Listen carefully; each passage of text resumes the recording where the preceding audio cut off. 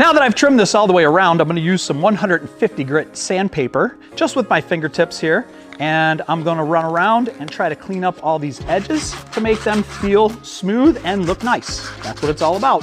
So take a few minutes to do that. This is where you can fast forward in time lapse. This does take a little bit of time.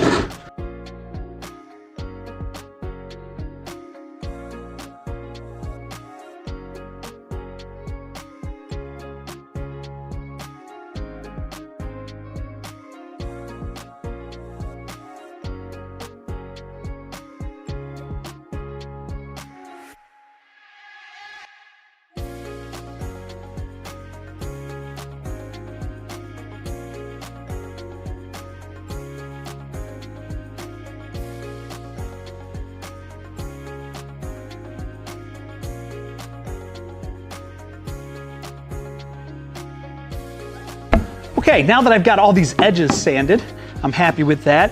Thanks for watching. Don't forget to like and subscribe. Follow us on all our socials. If you have questions, feel free to call us or visit us at oakwoodveneer.com.